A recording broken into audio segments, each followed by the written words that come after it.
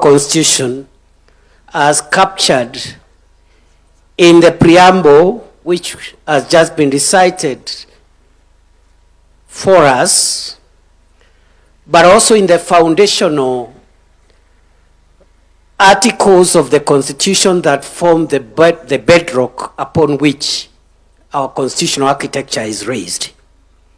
These foundational articles define Kenya as a democratic multi-party state.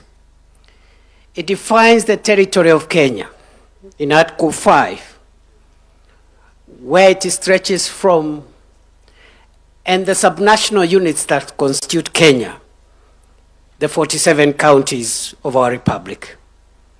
It defines us as a multicultural, multi-ethnic, multiracial, multi-religious society determined to live together as one sovereign, indivisible nation. Your Excellency, it is a good time for us to reflect on how far we have advanced our sovereignty and the sovereignty of the people of Kenya, how far we have kept the unity of our nation, and how far we've traveled in forging tolerance and finding strength as a nation in our diversity. The second item, or the second theme that runs through my reflection on a day like this as a citizen of Kenya is how far again in those 16 years, Your Excellency, we have been able to perfect our vertical relationships. Looking at the Constitution, a relationship is envisaged between those who act on behalf of the state and the people. The relationship between the legislature, judiciary, and the executive at the national level, and the executive and the legislature at the county level, and also holders of constitutional commissions and independent offices. How the three arms of government and the two arms of government at the county level relate to one another, and especially relate to the citizens of Kenya, the vertical relationship. Number three is the horizontal relationship among the arms of government themselves and the levels of government, and how we have come to perfect devolution, to respect the independence of the judiciary, to respect the independence of the legislature, how far the legislature has been a check on the executive, and how far the judiciary has helped us to interpret the laws of our land. That is the third thing that runs through my mind. But there is a fourth theme that runs through my mind, Your Excellency, and this is the software of our nation. Our Constitution envisages that this nation, other than the development we do for ourselves, will be run on the basis of certain values, national values, and principles of our governance.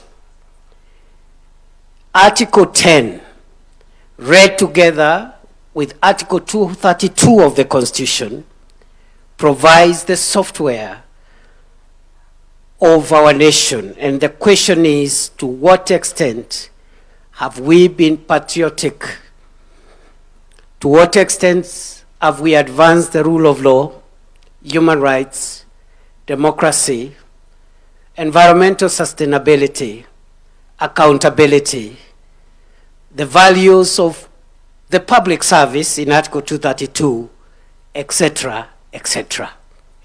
And I think on a day like this one, we will be listening to one another to find out what journey we have covered and where the gaps are, so that we can perfect our nation's software as we also strengthen its hardware. Finally, Your Excellency, on a day like this one, I and perhaps a few others in this room are curious to reflect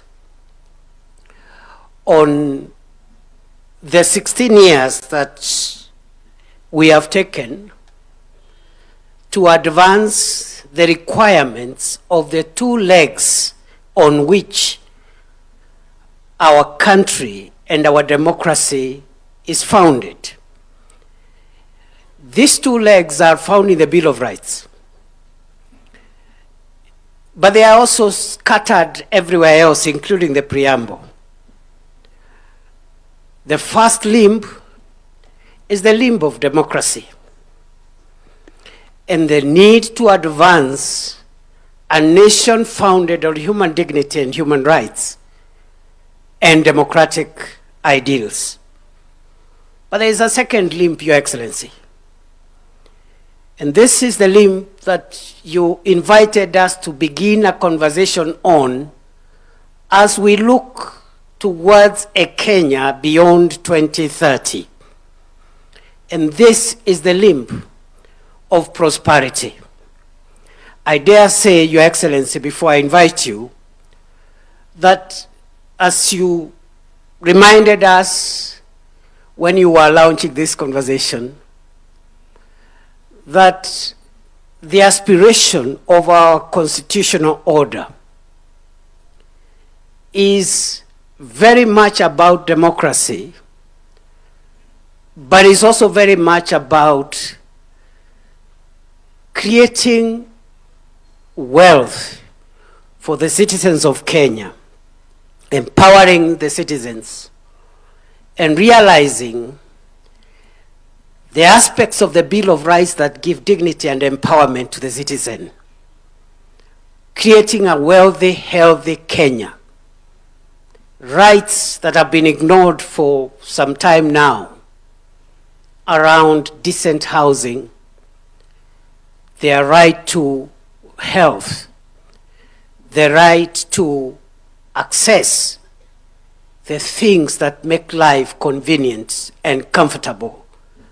And I dare say, Africa, Kenya, the developing world must not shy away from pursuing wealth and talking about wealth creation as much as we advance democracy. And therefore, mine, Your Excellency, is to listen to you and to the many other people that I see gathered here. I see the fathers of our Constitution present here. I see the children of our Constitution right here.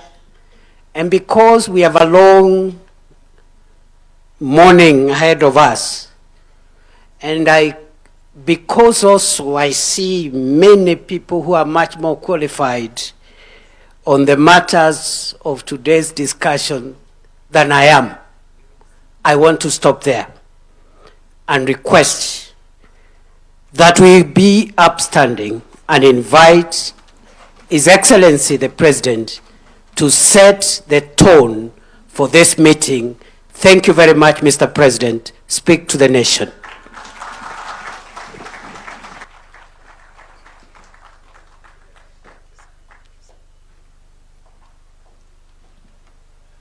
Thank you very much. Please, let's take our seats. Asante sana.